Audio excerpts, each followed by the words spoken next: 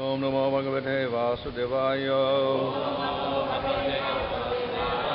Om Namo Bhagavate Vasudevaya. Om Namo Bhagavate Vasudevaya.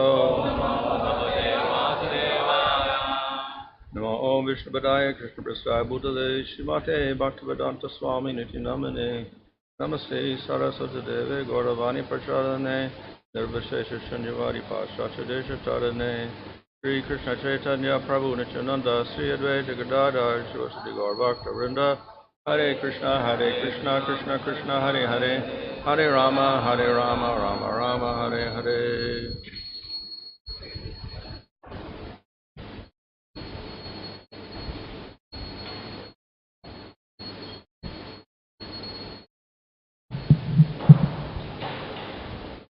Running from Srimad Bhagavatam Canto 10, Chapter 82, verse 48.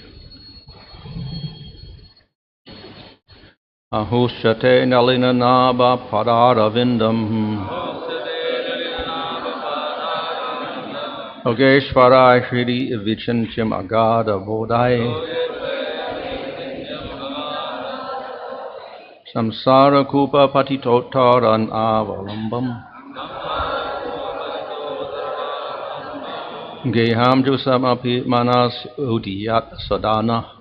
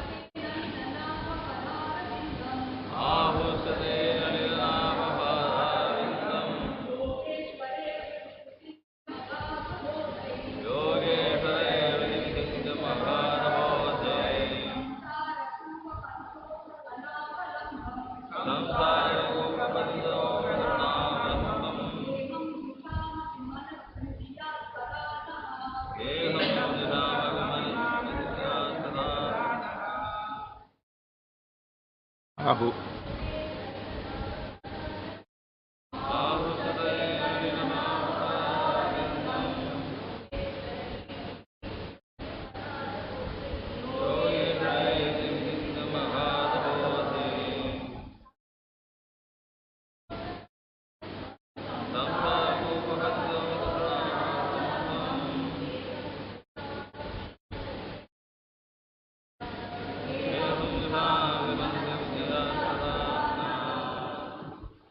Ahu.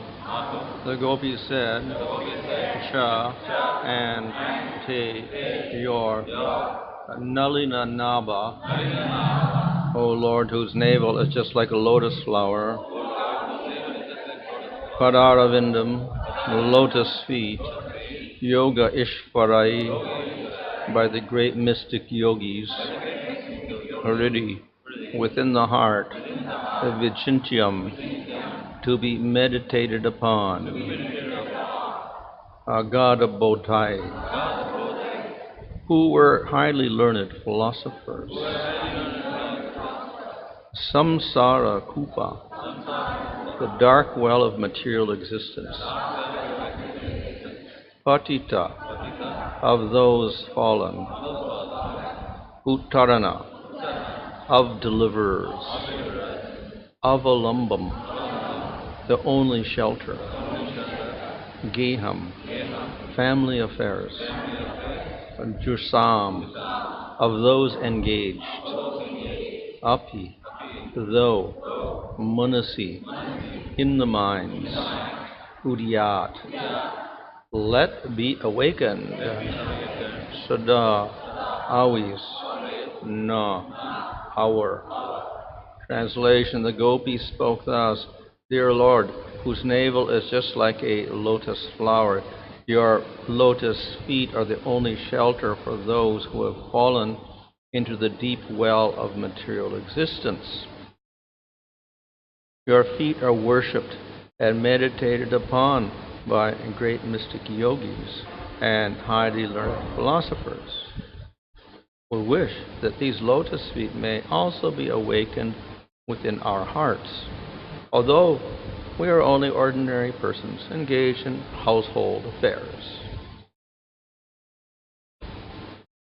Purport, the translation and word meanings for this verse are taken from Srila Prabhupada's English rendering of Sri Chaitanya Charitamrita, Madhya 181, where this verse is quoted, revealing the jealous mood in which the Gopis spoke these deceptively reverential words. Srila Vishwanath Chakravarti gives their statements as follows.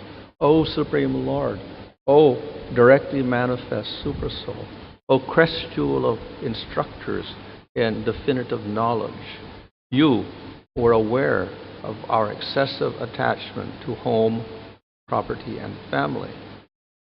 Therefore, you previously had Uddhava instruct us in the knowledge that dispels ignorance. And now you have done so yourself. In this way, you have purified our hearts of contamination. And as a result, we understand your pure love for us, free from any motivation other than assuring our liberation.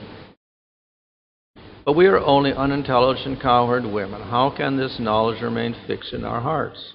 We cannot even meditate steadily on your feet, the focus of realization for great souls like Lord Brahma. Please be merciful to us and somehow make it possible for us to concentrate on you, even a little. We are still suffering the reactions of our own fruit of work. So how can we meditate on you, the goal of great yogis? Such yogis are immeasurably wise, but we are mere feeble-minded women. Please do something to get us out of this deep well of material life. Pure devotees are never motivated by a desire for material elevation or spiritual liberation. And even if the Lord offers them such benedictions, the devotees often refuse to accept them. As stated by Lord Krsna in the 11th canto of Srimad Bhagavatam, Akinchant sadhavo dhira bhakta ekantino mama avachanchapi maya dattam kaivalyam apunar bhavam. Because my devotees possess saintly behavior and deep intelligence, they completely dedicate themselves to me and do not desire anything besides me. Indeed, even if I offer them liberation from birth and death, they do not accept it. It is quite appropriate, therefore, that the gopis respond with a trace of jealous anger to Lord Krishna's attempt to teach them Jnana Yoga. Thus, according to Srila Vishnu Chakravarti Thakur, the words the gopis speak in this verse may be interpreted as follows. O sun, who directly destroys the darkness of ignorance, we are scorched by the sun rays of this philosophical knowledge. We are chakora birds who can subsist only on the moonlight radiating from your beautiful face. Please come back to Vrindavan with us, and in this way bring us back to life. And if he says, then come to Dwarka, there we will enjoy together, they reply that Sri Vrindavan is their home and they are too attached to it for them to take up residence anywhere else. Only there, the gopis imply, can Krishna attract them by wearing peacock feathers in his turban and playing enchanting music with his flute. Only by his appearing again in Vrindavan can the gopis be saved, not by any kind of meditation on him or theoretical knowledge of the self.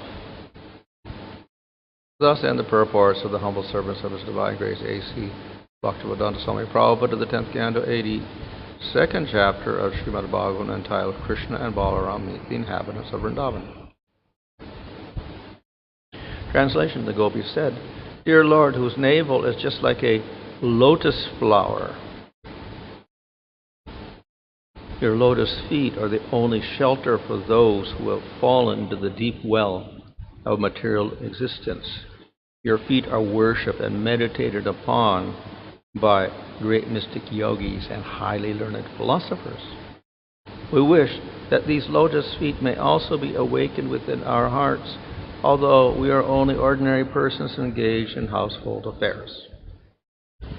So this answer of the gopis is in response to Krishna's previous words that he spoke to the gopis, in which he encourages them to see that he is pervading everything, which is the vision of a yogi or a jnana bhakta, one who sees Paramatma everywhere.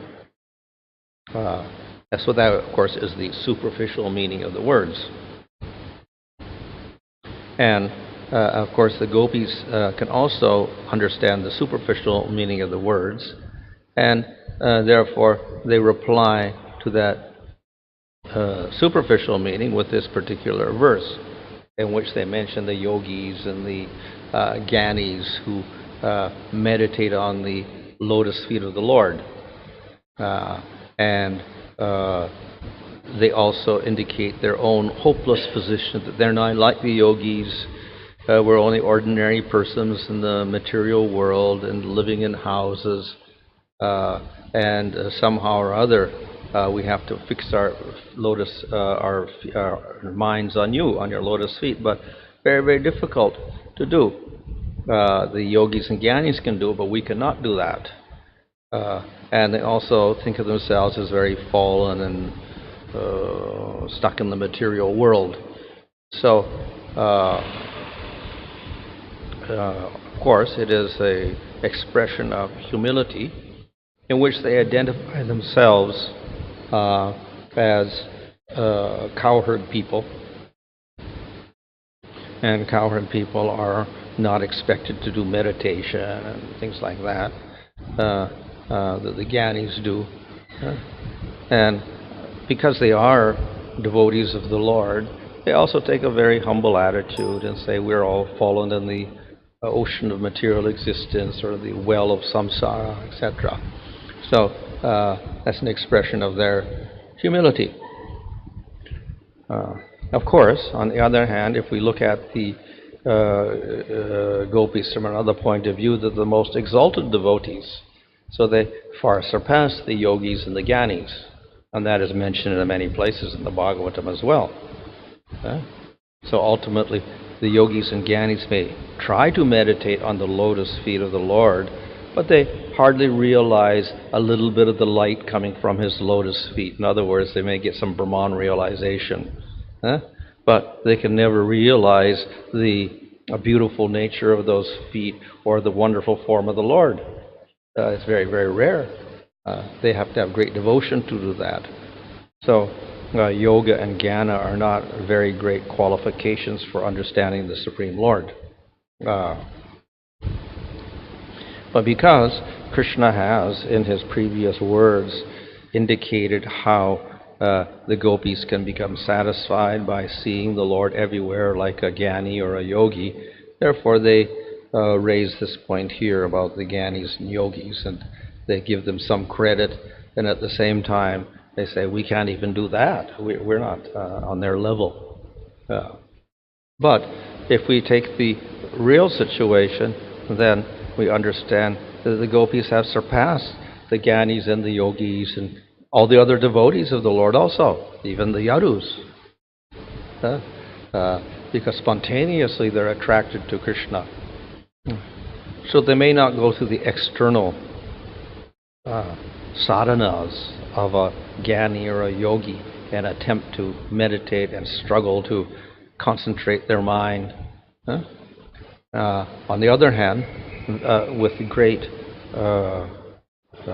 affection and passion, they are thinking of Krishna, and not just his lotus feet, but all of his wonderful features. So they don't even have to do sadhana, but they're automatically thinking of Krishna at all times. So they're in a much higher position, actually, than the jnanis and the yogis. So here they put themselves in an inferior position, but actually, ultimately, they're in a much higher position than the jnanis and yogis. But to agree with Krishna's previous explanation, they give this this statement to correspond to this, that indicate that they are not really satisfied with that particular advice, that simply meditate like the jnanis and yogis and see the Lord everywhere. This is not good advice for us because we are not jnanis and yogis. So this is in the purport is mentioned how out of some sort of anger and love or whatever they will make such a statement. So there's a slight hint here that they are rejecting Krishna's advice. That is the advice given on the superficial level. But as I mentioned, ultimately they were satisfied with Krishna's words because they found another meaning to the words. And by intense meditation, then they can understand that they're always with Krishna. Not in the sense of meditation like the jnanis and yogis, but simply by the intensity of their love for him, they can actually enter into the eternal pastimes as well. And not just meditate as a practice, but by the intensity of their love, they can actually enter into the eternal pastimes, which is unheard of for the jnanis and yogis, but it's possible for them because they're highly qualified as devotees. So therefore, the other deeper meaning, of course, they can accept. Of course, still, though it is a pacification of the gopis, and it has some reassurance that Krishna is eternally with them, still they prefer that Krishna returns to Vrindavan and stay there with them. In the next chapter is explained that the suggestion was made that particularly because the people of Dwarka were also a little afraid that Krishna may go back So then I thought, oh, better that everyone comes to Dwarka instead. Let everyone come to Dwarka. Then we have Krishna and they have Krishna, instead of Krishna going away to Vrindavan. Huh? So that suggestion was raised later on, but the people of Vrindavan, not just the Gopis, even Nanda and Yasoda and others, they did not accept that at all, because they would not be comfortable in Dwarka at all. The mood was completely different. So, though these words are somewhat satisfying and therefore they can return to Vrindavan, still they prefer that Krishna returns. So this, of course, is also their conviction. Even though Krishna had always promised before, I'll come back, and he didn't come back, they still have that conviction. And therefore, reassured by him by this conversation they had with him and the pastimes they had with him in Kurukshetra, then they return to Vrindavan again, and they wait for him there. And there he can fulfill his promise. So he returns finally, and then the pastimes continue eternally. So in other words, the apricot pastimes and the prakata pastimes merge together at that point. When Krishna does return, suddenly what happens before everyone's eyes in terms of the pastimes on earth, then that becomes identical with the apricot pastimes. So another explanation is given by Vishnu Chakravarti Thakur, and he says that actually after 3 months of going to Mathura, then Krishna also returned. Not prakata, but in another form. So it's like the apricot then. He again manifested, and then all the people were participating in those pastimes. So therefore, the two forms were there. The apricot form, where Krishna was with the people of Vrindavan, and they were all joyful. And the prakat form, where they were waiting and waiting, and Krishna didn't come back, and then he went to Dwarka, etc. So we have two sets of Brajavasis and two Krishnas. One with them, and then one Krishna who went off to Dwarka again. So in this way, the apricot pastimes continue, and they're completely satisfied in those pastimes, and simultaneously they're in this separation. And then when Krishna comes back finally, then that form also of the apricot merges with the prakat pastimes again, similarly. So, in any case, finally, the situation is resolved into the eternal Leela, where Krishna is continually with the people of Vrindavan, and they are completely satisfied. Here, the Gopis make this statement, but we should not mistake it and think that they were completely satisfied with the external meaning of those words. Rather, they protest here that we cannot agree with this at all. But they were also satisfied because they were pacified, and then finally they went back to Vrindavan. So that is because of their conviction that Krishna would come. And of course they were convinced of the eternal nature of the pastimes, where Krishna is always with them. So therefore they agreed to go. So there is meeting and separation, and we find here in the pastimes in the material world with the people of Vrindavan, there is a prolonged separation, a very prolonged separation of many years, which creates intense feelings of separation. However, as was mentioned previously, the Gopis, even if there's a moment's separation, they take that like a yuga. And even their eyelids, if they blink, they criticize the Creator for making eyelids, because when they close their eyes and for a moment they cannot see Krishna. And this is a disturbance to their vision of Krishna. So, of course, the momentary separation is not so much, but even within one day there is separation. So we see previously when Krishna was in Vrindavan that the gopis are longing to see Krishna, but in the daytime they cannot see him because they're in their houses doing their chores, etc. So in the daytime they do have some separation from Krishna. And then when the Rasa Leela starts at nighttime, they can see Krishna. In the daytime, less contact with him. So there is a temporary separation. So we have various types of separation, and that separation creates some variety within the pastimes. It creates a little bit of tension, and then it is finally resolved when Krishna meets them. So this adds some excitement to the daily pastimes of Krishna.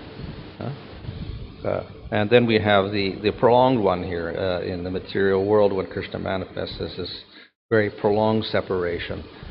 So within this we get intense feelings of separation. So this is a unique feature here where we get very intense separation.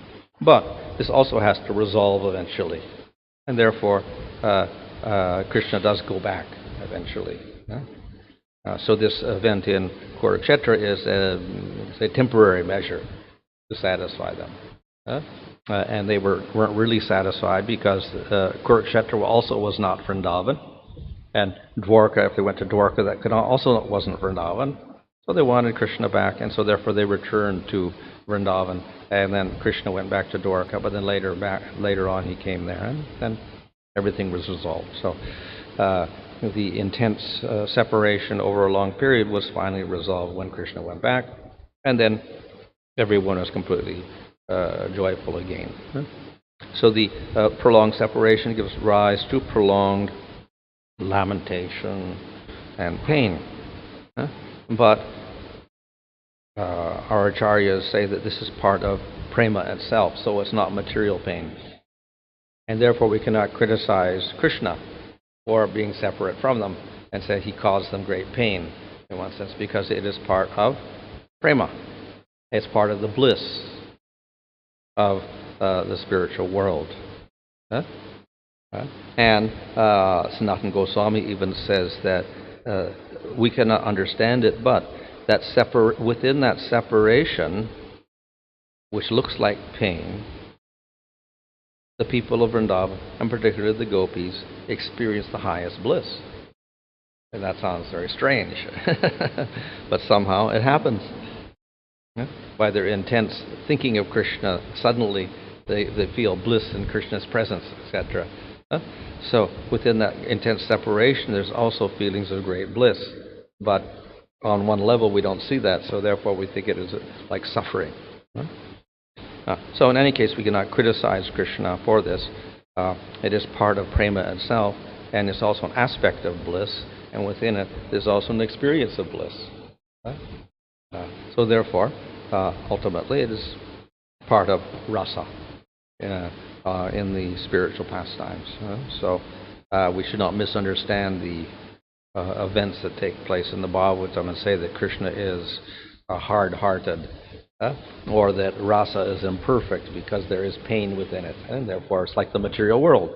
No, quite different from the events of material life.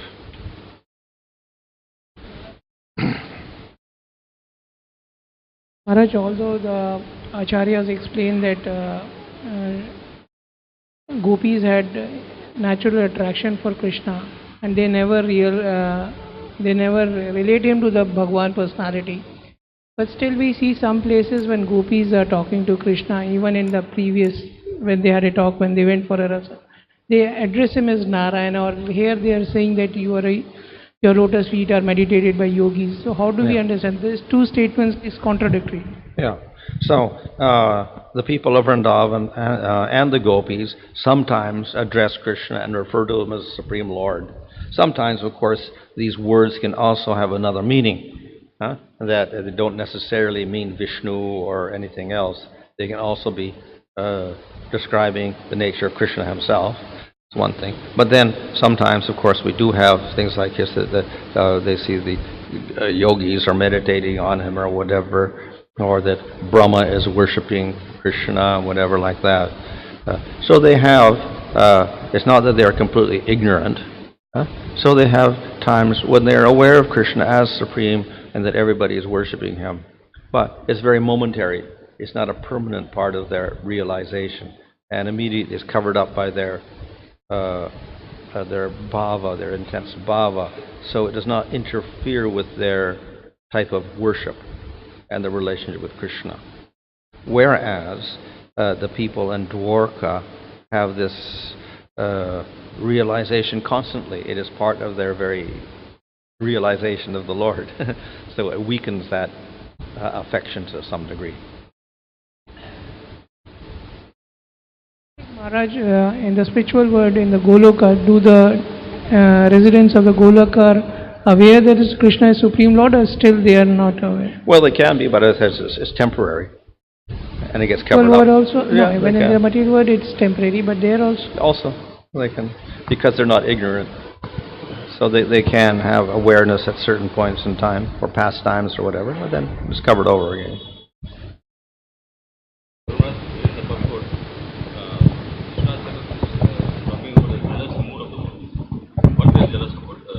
Vasis or Oh, well, actually jealousy, more like anger.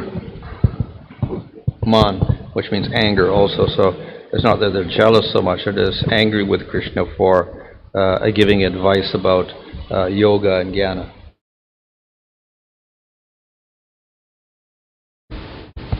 Manas, you explained regarding this, in separation, the love of Gopis is more intense than even anyone.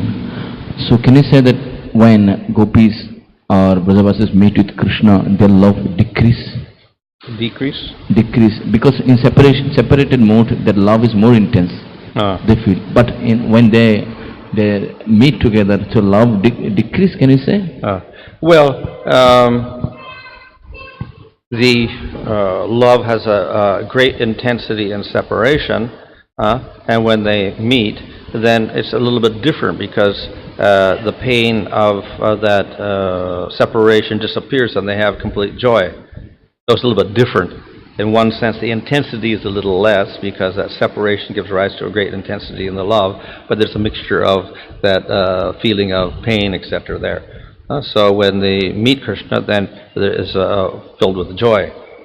But then the counter-argument to that is, even in the joy, there is also pain, because they think he's going to separate again.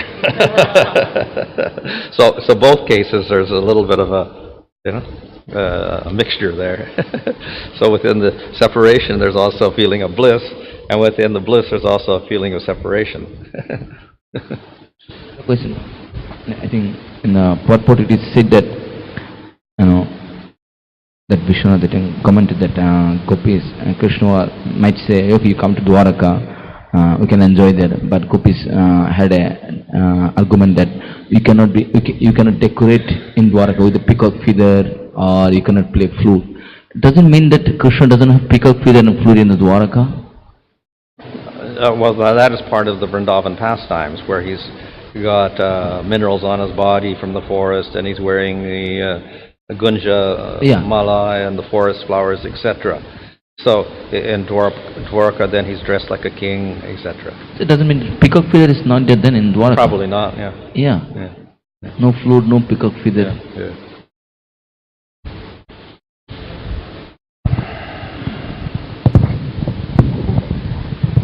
In the context of sadhaka, between Vani Seva and Vapu Seva, I mean, Vani Seva is important because not always a disciple gets the association of the spiritual master. Similarly, here we see in Kurukshetra, the Gopis are desiring to have Krishna back in Vrindavan, which means they are wanting more Vapu. How to understand that? Well, ultimately for a devotee, the goal of sadhana is to have a direct realization of Krishna, in spite of the fact that we can say that simply serving the order is good, and the devotee doesn't really demand that, like Salokya or whatever. He doesn't really demand anything like that. Nevertheless, the aspiration of the devotee is finally to have direct dealings with realization and dealings with the Supreme Lord in prema. So, of course, ultimately the Lord fulfills that, and when the devotee gets prema, then he gets to serve the Lord directly. and that is very satisfying. So, although the devotee may say, well, okay, indirect or direct doesn't really matter, still, ultimately, there's some satisfaction in having that direct service. So that is similar with the people of Vrindavan. They would prefer that Krishna is directly there, rather than simply serve him at a distance or whatever like that. So that's the final preference, of course. As far as our service in the material world, where we serve guru or devotees directly or indirectly, both are important. But if there's no following the order, then actually even the Vapu Seva is not very significant because it may just be material ultimately. Nothing wrong with that also, because even that is like a Gyata Sukriti and one gets benefit from that as long as one doesn't have an offensive attitude. But there should always be understanding of the proper instructions of the devotees, so we can practice bhakti properly. If we don't follow those instructions, then even our execution of service becomes, faulty. Oh, but again, from Krishna's perspective, when he's in Kurukshetra, now either he can go back to Dwaraka or he can go to Vrindavan. Can we understand that it is Krishna is caught up between call of duty and call of love? Yes. Is caught up between call of duty and call of love. I mean, the Vrajavasis are calling him because of love, and he has duties towards... well, duties also, but he also has love for the people of Dwarka, so he cannot also leave them either. So that's the problem in the material pastimes, is generally he just shows one form in this one place or the other, whereas in spiritual world he's in both places simultaneously. He's in Dwarka eternally in the spiritual world, he's also in Vrindavan eternally in the spiritual world. But here there's kind of a mixture in the material world where he's in one place or the other. So that creates a little bit of a problem, we can say, and then where the separation, either one or the other has separation. But again, here the three kinds of people are mentioned, the yogis, jnanis, the devotees, all of them are meditating on the lotus feet of the Lord, and there are variations in the intensity. And we see from Bhagavad Gita, any contact, Swalpam appears that any contact with Krishna is purifying and it is helping them to advance in devotional service. But in the case of jnanis and yogis, from what I understand, it is not happening apparently. It's not only in the case of devotees it's happening. Well, our acharyas point out that even the jnani and the yogi, to be successful and get liberation, they also have to worship the Lord. Those that don't are not following a bona fide process and they don't get liberation. So they also worship the Lord, but it's a small degree, so therefore we don't call them devotees. Then we have a mixture where there may be yoga Mr. Bhaktas or Gyan Mr. Bhaktas, in which they are Gyanis and they also do a considerable amount of bhakti as well. So that's a mixture state. And then we have this state where they do a little bit of Gyana, a little bit of yoga, mostly bhakti, and then there's pure bhakti. So various degrees.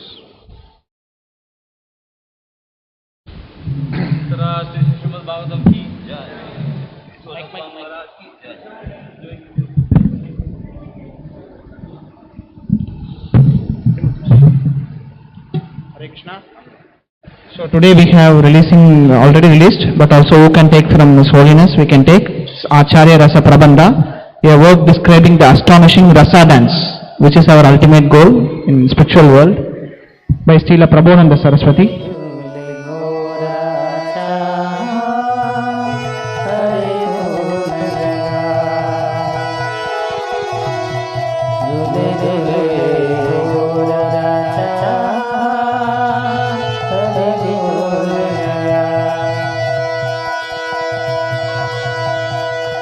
Hare